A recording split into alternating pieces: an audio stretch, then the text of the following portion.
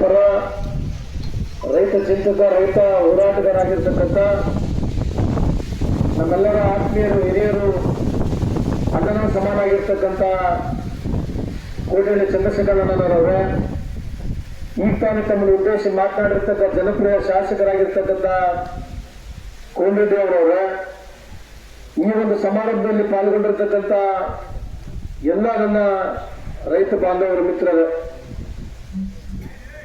ನಾನು ಯಾವತ್ತೂ ಏನೋ ಮುಚ್ಚಿ ಮಾತನಾಡೋನಲ್ಲ, ಯಾವುದು ಮನಸ್ಸಲ್ಲಿ ಇಟ್ಕೊಳ್ಳೋಂಗಿಲ್ಲ, ಮನಸ್ಸು ಮುಚ್ಚಿ ಮಾತನಾಡ್ತಕ್ಕಂಥದ್ದು. ಈ ದೇಶದ ವ್ಯವಸ್ಥೆ ಸುಮಾರು 54% ಈ ದೇಶದ GDPಗೆ ರೈತರು, ಅದರ ಜೊತೆಗೆ 50-60% ಜನ ಈ ದೇಶದ ಜನರು ರೈತಾಪಿ ವರ್ಗದಲ್ಲಿದ್ದಾರೆ. ಇವತ್ತು ನಾನು ಬಹಳಷ್ಟು ಸರಿ ಮಾತನಾಡ್ತಾ ಇರ್ತೀನಿ, ಯಾಕಂದ್ರೆ ನಮ್ಮಲ್ಲಿ ಇರ್ತಕ್ಕಂಥ ಏರಿಯಬಲ್ ಲ್ಯಾಂಡ್ ಅಂತ ಹೇಳ್ತೀವಿ, ಕಲ್ಟಿವೇಟ್ ಮಾಡ್ತಕ್ಕಂಥ ಲ್ಯಾಂಡ್ ಅಂತ ಹೇಳ್ತೀವಿ, ಸಣ್ಣ ಇಡವಳಿ ಅಂದ್ರೆ ಸಣ್ಣ ಸ್ಮಾಲ್ ಸ್ಕೇಲ್ ಫಾರ್ಮರ್ ಇರ್ತಕ್ಕಂಥದ್ದು ನಮ್ಮಲ್ಲಿ ಜಾಸ್ತಿ ಇದ್ದಾರೆ.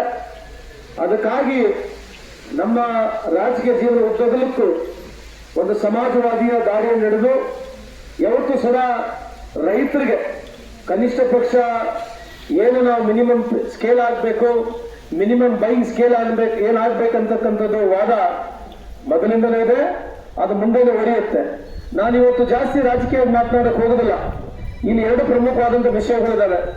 ಕಳಸಾ ಬಂಡೂರು ವಿಷಯದಲ್ಲಿ ಸನ್ಮಾನ್ಯ ಮುಖ್ಯಮಂತ್ರಿಯವರು ಆಲ್ರೆಡಿ ಟೆಂಡರ್ ಕೂಡ ಕರೆದಿದ್ದಾರೆ, ಅದಕ್ಕೇನು ಮುಚ್ಚಿಡ್ತಕ್ಕಂಥದ್ದಿಲ್ಲ. ನಾಳೆ ಕೇಂದ್ರ ಸರ್ಕಾರ ಎನ್ವೈರನ್ಮೆಂಟ್ ಕ್ಲಿಯರೆನ್ಸ್ ಮಾಡಿದ್ರೆ ಪ್ರಾಮಾಣಿಕವಾಗಿ ಈ ಕಳಸಾ ಬಂಡೂರಿ ಕೆಲಸ ಪ್ರಾಮಾಣಿಕವಾಗಿ ನಮ್ಮ ಸರ್ಕಾರ ಸಿದ್ದರಾಮಯ್ಯ ಮಾಡೇ ಮಾಡ್ತಾರೆ ಸಂದರ್ಭ ಕೇಳಲಿಕ್ಕೆ ಇಚ್ಛೆ ಬಯಸ್ತೀನಿ.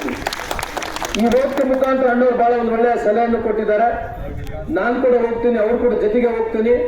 ಮುಖ್ಯಮಂತ್ರಿ ಅವರು ಮನವಿ ಮಾಡ್ಕೊಂಡು ಬೇಕಾದ್ರೆ ನೀವು ಹೇಳ್ದಂಗೆ ಎಲ್ಲ ಸರ್ವಪಕ್ಷದ ನಿಯೋಗವನ್ನು ಒಯ್ದು ಸನ್ಮಾನ್ಯ ಪ್ರಧಾನಮಂತ್ರಿ ಆಗಿರ್ತಕ್ಕಂಥ ಮೋದಿ ಸಾಹೇಬರ ನೇತೃತ್ವದಲ್ಲಿ ಹೋಗಿ ಕಂಡು ಇದಕ್ಕೆ ಒಂದು ಎನ್ವೈರನ್ಮೆಂಟ್ ಕ್ಲಿಯರೆನ್ಸ್ ಕೊಡ್ತಕ್ಕಂಥದಕ್ಕೆ ನಾವೆಲ್ಲರೂ ಪ್ರಯತ್ನ ಮಾಡೋಣ. ಆ ನಿಟ್ಟಿನಲ್ಲಿ ನಮ್ಮ ಕೂಡ ಸಹಮತದಲ್ಲಿ ಸಂದರ್ಭ ಕೇಳಲಿಕ್ಕೆ ಇಚ್ಛೆ ಬಯಸ್ತೇನೆ. 2-3 ವಿಚಾರಗಳನ್ನ ಹೇಳಿ ಮುಗಿಸ್ತೀನಿ. ನಾನು ಏನು ತಾವು ಹೇಳ್ತಾ ಇದ್ದೀರಿ, ನಾನು 2016ನೇ ಇಸ್ವಿನಲ್ಲಿ 17ನೇ ಇಸ್ವಿನಲ್ಲಿ ಏನು ಈ ಇಲಾಖೆಯ ಖಾತೆ ಸಚಿವನಾಗಿದ್ದೆ, ನಾನು ನರೇಗಾ ವರ್ಕರ್ಸಿಗೆ ಕನ್ಸ್ಟ್ರಕ್ಷನ್ ವರ್ಕರ್ಸ್ ತರಬೇಕಂತ ಪ್ರಾರಂಭ ಮಾಡಿದೆ. ಅವಾಗ ಕೇಂದ್ರ ಸರ್ಕಾರದ ಒಂದು ಗೈಡ್ಲೈನ್ಸ್ ಬಂತು, ಯಾವುದೇ ಕಾರಣಕ್ಕೆ ತಗೋಬೇಡಿ ಅಂತ ಹೇಳಿ. ಅದಕ್ಕೆ ಏನು ವಿಚಾರ ಇದೆ ಅಂತಂದ್ರೆ ಅವ್ರ ವಿರುದ್ಧ ಇಲ್ಲ. ಅದು ಏನ್ ಹೇಳ್ತಾ ಅಂತಂದ್ರೆ ಸೆಸ್ಸಿಯನ್ನು ಕಲೆಕ್ಟ್ ಮಾಡ್ತೀವಿ, ಸೆಸ್ ಯಾರು ಕೊಡ್ತಾರೆ ಅವ್ರು ಮಾತ್ರ ಅದಕ್ಕೆ ಹರೋದಂತ.